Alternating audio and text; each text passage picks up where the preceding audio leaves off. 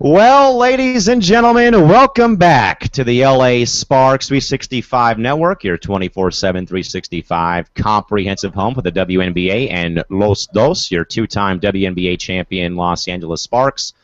And folks, we are heading back in time. Thank you, Huey Lewis and the News, for one of my favorite songs to a movie soundtrack in my entire life, folks. Back in Time from the Back to the Future soundtrack. Welcome, folks, to the first ever show. This is the opening tip-off show, the debut of Ageless Sparks, recapping and revisiting some of the greatest moments in both Sparks and WNBA history. Rejoined again, folks, by Chris Amanci at the Internet Studios up in Anaheim, California. Cal McClure rejoining you here from Studio 171 in San Diego. Chris, we have been waiting for this show to get off and running for who knows how long, man, and we can finally do it, Chris, here tonight. How pumped are you, man, to get the show on the road? How's it going? I'm very pumped up. That is good to hear, folks. Again, ladies and gentlemen, now, folks, to rehash here briefly again, we will take your tweets here live on the program. Please use the hashtag AgelessSparks if you have any memories from any of the 19 years of WNBA history. Again, hashtag is AgelessSparks with your tweets on the network. Well, Chris, we talk a lot, man, about, sadly, how much the women's basketball game has been frowned upon for quite some time, Chris, even with the, the rise and somewhat of the decline of the WNBA. Sadly, Chris, of how, basically just how publicly humiliated the sport is at any level it is, whether it's high school, college, or pros, man. It's pretty much, ripped to shreds because, it's a group of women playing basketball, and apparently, most sports fans can find something else better to find on television to watch, which I, seriously really can't see that happening. But, Chris, there's been a lot of hurdles, though, that not just the WNBA, Chris, but even leagues beforehand faced in trying to get this league starting now, folks. The first ever pro league was the WBL, the Women's Professional Basketball League, that began in 1978, following, trying to get something started. It was the first ever pro basketball women's league. The sports or the league played a 34-game season with teams in Chicago, Iowa, Milwaukee, Wisconsin, Jersey, NYC, and D.C. And the league only lasted 3 seasons. And there was teams across California, Chicago, Dallas, Dayton, Houston, Iowa, Milwaukee, Minnesota, New England, so on and so forth. There's one part of the story where, folks, there were a few pioneers in this league that would end up becoming WNBA Hall of Famers, former players, which includes Ann Myers, who's now the GM of the Phoenix Mercury, Nancy Lieberman, one of the best players too. And again, Chris, it's been, not just, a recent problem, Chris, but Chris, it's been a struggle though, Chris, even since the 70s for women's basketball, man, where you have so many leagues that start and then crumple and collapse because there's just, sadly, man, nothing is shown towards it, which is, a very depressing, Chris, for these, professional women athletes, Chris, that do, do their best to get, up to snuff, man, and things just don't pan out right. So one league falls, and then later on another league begins, which was a league, Chris, about the mid-'90s, which was a league that possibly a Sparks owner, Joe LaCobe, had owned the San Jose Lasers of the American Basketball League that, Chris, folded after one season, where, Chris, we get to the present day. April 24th, 1996, Chris. A gentleman by the name of David Stern and 8 of his NBA teams sat down at a Board of Governors meeting and created the WNBA. It was announced at the press conference, Chris, with 3 future women's basketball notable names: Rebecca Lobo, our main girl Lisa Leslie, and the legendary Cheryl Swoops. Chris, those 8 teams that made this league a reality back in '96 was 4 teams on the East and 4 teams out West. The Charlotte Sting, Cleveland Rockers, the Houston Comets, and the New York Liberty. In the Eastern Conference, while out West, you had the LA Sparks, the Phoenix Mercury, Sacramento Monarchs, and the Utah Stars. Chris, we have seen the rise, the fall, the demise of many franchises over the years, Chris. Is it a bit strange for you, Chris? Now, I know that in our fantasy basketball league that you had no interest in playing in this year on ESPN.com, we only have 8 teams in the Sports Lounge's basketball league. Chris, is it a bit different, though, to go from watching, baseball or basketball or football where they have, 30-plus teams, man, to know that a pro sports league like the NHL, Chris, started with 6 teams, where the WNBA, Chris, started with 8. Is it a bit strange, man, to see pro leagues start that small and then slowly grow to where we've seen other leagues go? Yeah, I think probably the league and the NBA probably will soon probably grow. Now, again, folks, the 8 teams that David Stern picked to house the WNBA teams was Charlotte, Cleveland, Houston, and New York in the East, which would include the Hornets, Cavs, Rockets, and Knicks in the East. Where out West, you had the Lakers, Suns, Kings, and Stars. And, Chris, I tell this to people all the time when they ask me why in the world I cover the WNBA. But, Chris, I think, man, it's pretty evident, those cities, man, that you can tell, even to this present day, Chris, you can still tell that the elite, that the Final Four left, still have their ties to the NBA franchise that owned them originally back in '97. Chris, there's nothing better, man, than having that relationship where you have the Hornets and Sting. That flows very well. Mercury and Suns, Rockets and Comets. Chris, it blends very well, man. So Chris, I guess, man, are you at all surprised, man, that the original 8 teams were, owned by NBA teams, but also, Chris, there was this going on between both of the teams where it was either the same colors, close to, pretty much opposite team names almost, or, Chris, even same arena. What are your thoughts about those contributing factors, with, this going on between both the W and the NBA team? Seemed pretty much great. That same ties, same colors, and just similar to their brand of the NBA. Now, Chris, sadly, even though at this present day, man, that out of the 12 teams, Chris, only half are still owned by the original owners. And, Chris, out of the original 4, I believe, Chris, only 1 is still owned by their former NBA counterpart, which would be the Suns and Mercury, being owned by Robert Sarver. And at the time, they were both owned by Jerry Colangelo, who did a tremendous job with whatever the arena is called, man. It's a Talking Stick Resort Arena is what it's called now. Jerry did a great job with those teams. Now, folks, on the heels of a much-publicized gold medal run by the 1996 USA Women's National Team at the 96 Olympic Games in Atlanta, the WNBA began their very first season on June 21st, 1997, to little fanfare. The first game featured still current rivals, the New York Liberty of the Eastern Conference against the Los Angeles Sparks of the Western Conference on June 21st, 1997, at the then great Western Forum, with the game being televised nationally on NBC. Chris, the first game, obviously, man, is a moment in Sparks history that would have been gone had the team left or folded during the offseason of last year, because of what we know, man, of what that would have meant for the league going down in flames.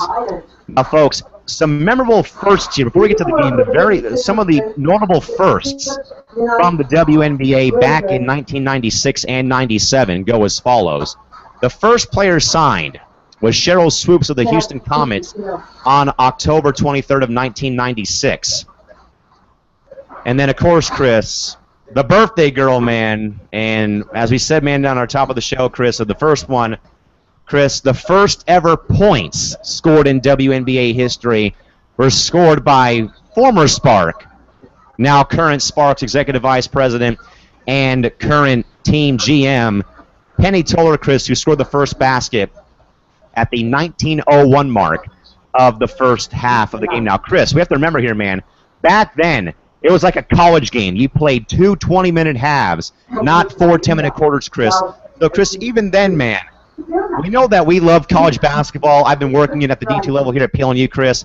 Chris, that is, one tough transition to go from playing, just, the two, the basic FIBA / high school or college game versus just the 2 halves that are 20 minutes, Chris. Now, man, we got the actual, 4-quarter game length, man. So I guess, Chris, what would you prefer back then? Would you have preferred the 2-half game or the full-on 4-quarter 10-minute half? What would you say and why?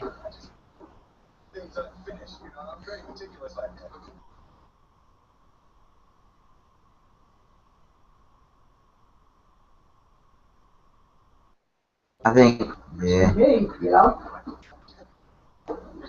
10-minute, 4 quarters. Yeah, I think, Chris, if you're gonna have this played the right way, you have to play it the right way. You got to do the 4 10-minute halves. But again, Chris, that's how that was sort of the. I guess, Chris, that was sort of the way I guess back then, where they tried to differentiate the women's game from the men's game, a different sort of pace to the game in regards to the clock and. Because, Chris, also, man, you got to remember, Chris, it was a 30-second shot clock like it is in college. I mean, Chris, it was basically a college game played at the pro level back in the 90s, Chris, where it was the 30-second shot clock, 20-minute halves, and so on and so forth. So I guess, Chris, we've come a long way with that. But again, folks, the first ever game, again, was held on June 21st of 97 when the Sparks took on the New York Liberty at the Great Western Forum in Inglewood, California, before a crowd of about at least over 10,000 people, what I've recalled seeing. But in that game, Chris, I mean, man, so much star power was on display game 1 at the Forum, Chris. You had PT, you had Lisa Leslie for LA. Hold on, Chris. It was still, Chris, one of my favorite players of Team History, Chris. Hasha Zhang, who was one of the tallest players, Chris, before BG, from China, brought into play for LA, played for a few years, Chris. Basically the 90s version of Brittany Griner, Chris, with her tall height, against, Chris, Rebecca Lobo and the New York Liberty, Chris, which, of course, man, Chris, there would not have been a more perfect opening, league opening game, Chris, than having, the 2 biggest markets in the States, New York and LA, of course, just that had so much success at the NBA level with the Knicks and Lakers, tip off the first ever game for the WNBA, Chris. Not all surprised, man, that the WNBA had New York and LA play the first ever game? What? Are you at all surprised that the WNBA had LA, New York play the first ever game in league history? Nah, I'm not surprised. Yeah, no, I don't think anyone out there is surprised because, Chris, I think, though, also, man, that I don't think it really would have, kind of had the same sort of feel if it wasn't New York, LA, because, Chris, I think that, if you didn't put the Libs and Sparks, again, putting New York against LA, we know that there's, huge East Coast, West Coast rivalry, Chris. I mean, Lakers Celtics is an obvious basketball West versus East sort of rivalry. We're indoor soccer, Chris. We're indoor soccer. It's soccer's blast. Because of how well the teams are. And Chris, I think that if it was not LA, New York, game 1, I don't think really it would have been much of a deal. I think if it was Phoenix playing Houston or something like that, it wouldn't have been the same sort of oomph to the story, I guess. Because again, man, factoring in yes, 2 very well-known NBA teams, the Lakers and their titles, the Knicks and their success. Again, and having, the sister teams play, I think, that's the main reason why it was New York and LA and not, some other teams, playing on opening night for the WNBA at that point in time. Now again, Chris, so much has happened. I mean, Chris, I'm sure, man, that, yes, there's struggles nowadays, Chris. Chris, what are your thoughts, man, about the struggles of the league in the first season? I mean, only 8 teams, oversized venues, and everything else included like that, where you're again, Chris, you're playing, at the Forum, at America West, at Compact, MSG, Chris, and again, sadly, man, at the time, and still, again, a sport not really respected amongst the fan bases out there to this present day, Chris. But again, man, I guess, Chris, we talk about the struggles, man. What are your thoughts, Chris Nelson, man? Give us your thoughts about, can you kind of imagine, Chris, what the struggles of the league must have been back then with only 8 teams?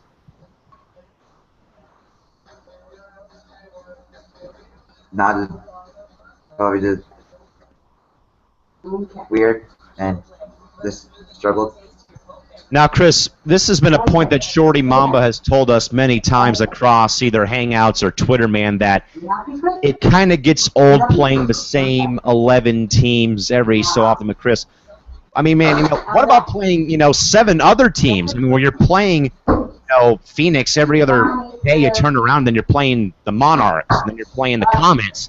I mean, Chris, yeah, I mean, sure it gets old playing, the 11 teams, the other 11 teams currently, but Chris, how about playing the other 7 teams every other Tuesday, it seems like, where, Chris, you would play Phoenix one night on Tuesday, then you go play them again on Thursday because of just the lack of teams at the time, Chris. So, again, man, I'm sure that it gets old playing, either the Western Conference or the division every time. But, Chris, what about just playing these other 7 teams every other day to turn around? I mean, Chris, okay, how awkward/annoying would it be for you as a player to play the same 7 teams over and over again on a day-to-day basis? It just get annoying playing the same teams pretty much every other week and every other day and everything. It just get annoying.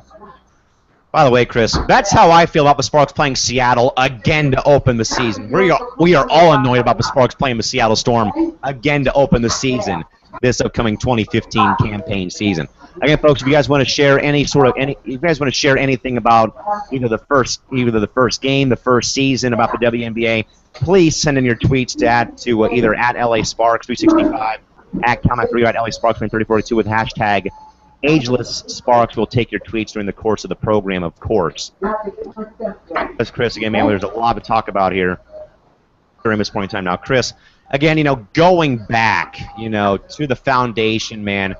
Again, Chris, I think, though, that David Stern, in those 8 teams, Chris, that got those teams, man, I think that they probably, Chris, did a lot of they probably did some research or, Chris, evaluated, that trying to sort of, I guess, Chris, again, Chris, attract the women, attract the women's sports fans, Chris, that would go to the Laker games or the Suns games, Chris, and try to engage them. And Chris, this is something that Candace Parker told me during our off air after my interview with her, Chris, and she also talked about this with Michael Lees of Prime Ticket in her first ever interview with the Sparks in 08, Chris, that she said, that she's been, because Chris, I know that you get tired of me saying that I'm so blessed to do my job, Chris, but Candace said that she's been blessed to have Title IX and have the benefits to play pro sports even if she is female, Chris, because, man, Cheryl Miller, Chris, Reggie Miller's sister, who owned his rear end in playing one-on-one because she was that good, didn't have the equal benefits of playing pro sports like soccer players in this country that are girls, Chris. Basically, man, didn't at the time didn't have the benefit or the privilege to play pro sports because of the gender bias and no gender equality towards the female athletes, Chris. I mean, Cheryl Miller, man, she would, Chris, I'd be afraid to play her nowadays in the WNBA if she got to play.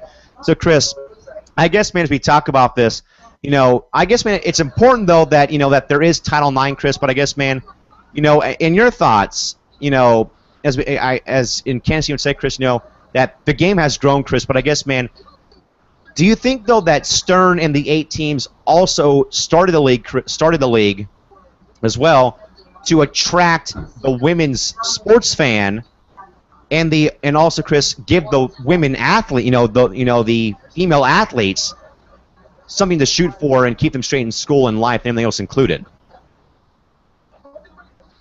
Yeah, I think probably just to influence the kids and the women's and everything. Chris, we do have one tweet here from a longtime Sparks fan from TWOW. She tweets, it was rough that first season, LOL. Well, Chris, I think, man, that anytime it's, Chris, hey, when it's your first season, either playing a sport, learning a new job, as you did for a bit, as I've done too, learning new jobs, Chris, it'll take you time. And Chris, as we've seen, man, yeah, rough first season, Chris, but kind of, look how far we've come. A bit of a rise, a fall, and a bit of a steady climb back up, man. So, yeah, hey, that first season's going to be tough, Chris. So, hey, it was rough, but, hey, man, look how far we've gotten, though, right?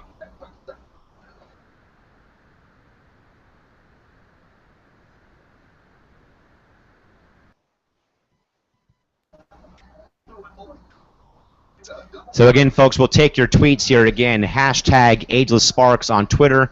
And, again, we want to thank T-Wow for getting involved here again. She's been a fan of the Sparks since '97.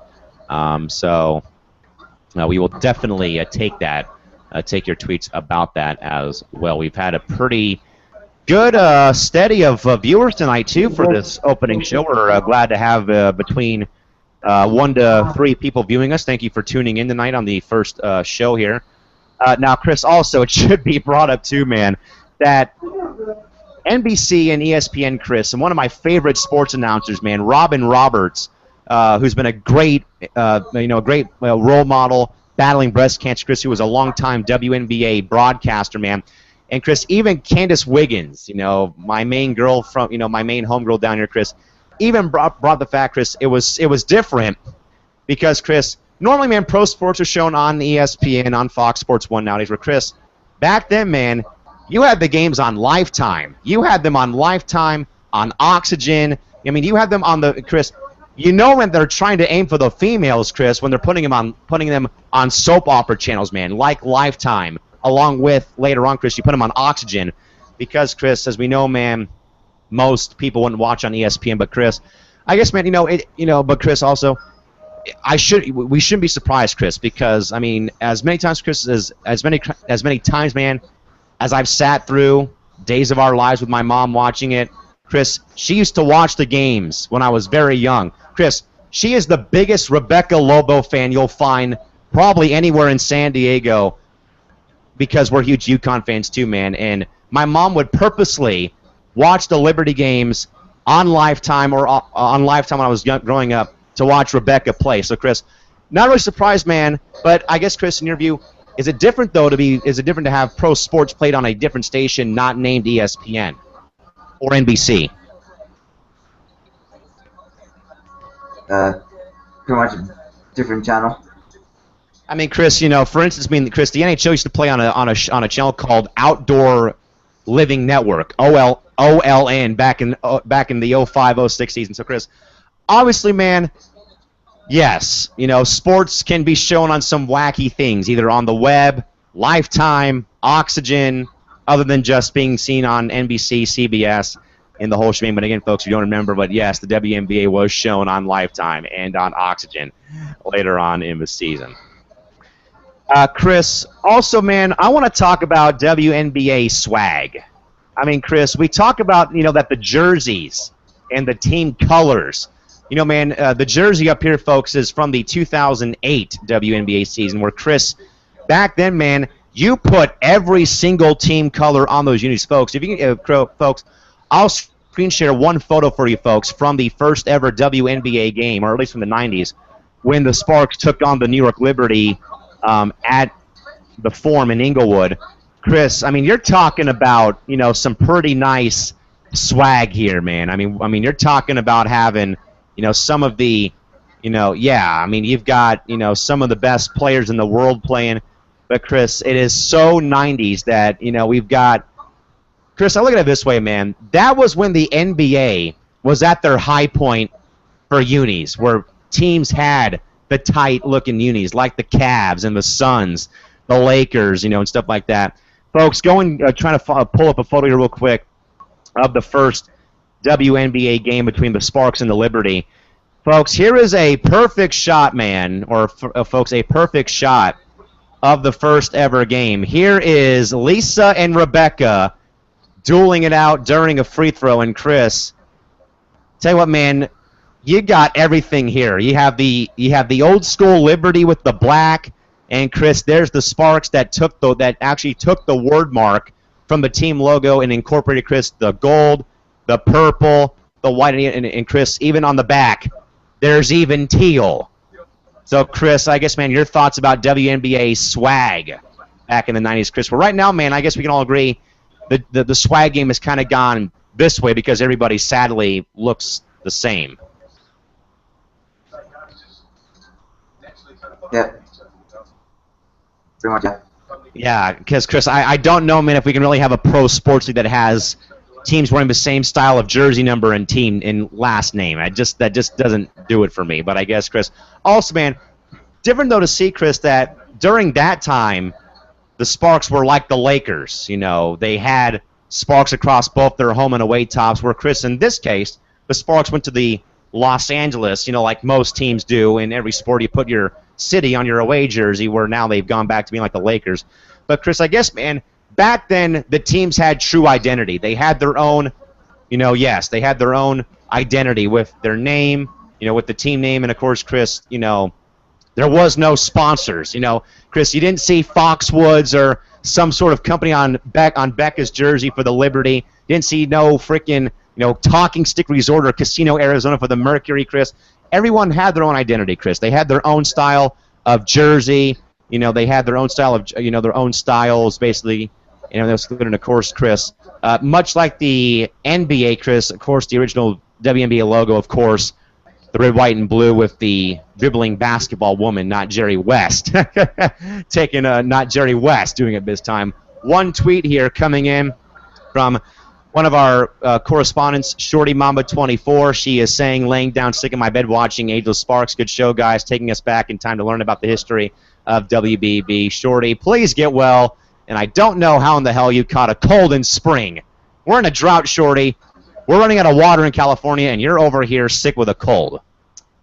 Okay, I don't quite get that side of the story, but please get better, and we will hopefully catch you on the network sometime very, very soon. But again, Shorty Mama 24 saying, laying down and sick in my bed watching it with Sparks. Good show, guys. Taking us back in time to learn about the history of women's basketball. Chris, I have one shout-out to send out here to a great friend of mine, Chris, Sabrina White, who's been named LA Sparks team ambassador today, Chris. She had a great conversation a few months ago with Christine Simmons, one of my good friends who's the team president and COO of the Sparks. And, Chris, she got named today to LA Sparks team ambassador. So a nice job there for probably one of my good friends that's got probably the catchiest and best Twitter Instagram handles out there. And it took me a while, folks, it finally got to me of what her handle actually means. But, Chris, as we do, man, get ready to sign off here, man.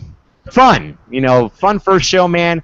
Again, sort of, you know, taking people back in time, you know, to the 90s, that, you know, if they were like us and, you know, that were like you and me, that were in our cribs and diapers watching Rebecca and Lisa play back in 97 and watching PT make that lay for the first points in league history. Again, folks, in a game that was played like college hoops, 2 20-minute halves in the 30-second shot clock. Chris, your final thoughts on the foundation of the league, Chris, again, man, to sort of give these women athletes, man, something that I don't think would have been given to them many years ago, Chris, which is the equal opportunity to play pro sports, and also, Chris, the first ever game, and, of course, the birthday girl, Penny Toller, scoring the first points in what was a Sparks loss, I should say, as well to the Libs on opening night for the WNBA. Chris, your final thoughts are what? This is a very great show, taking people back in time. The first ever Sparks game between the Sparks and Liberty, and just very great show. And in the past. With that, folks, we will call it a night. The buzzer has sounded on us for this evening, folks. But folks, when we do have Ageless Sparks again next week, we'll be recapping the entire 1997 season and how that first season ended for the WNBA next week back here on LAS 365. With that, folks, that will do it for the Sparks 365 Network for the night. With that, folks, please have a safe night. Drive home safely. Thank you all for coming, and good night now. This has been the LA Sparks 365 Network. We are Sparks. We are LA, and we are the WNBA. We'll see you folks back here probably on Thursday. I'll be off from work on Thursday. I got some stuff to do tomorrow with the San Diego Soccer. So until Thursday, we'll see folks back here on Thursday for some more WNBA and women's hoops talk. Back here on your home for the WNBA and LA Sparks, the LA Sparks 365 Network. See you folks on Thursday. Bye-bye.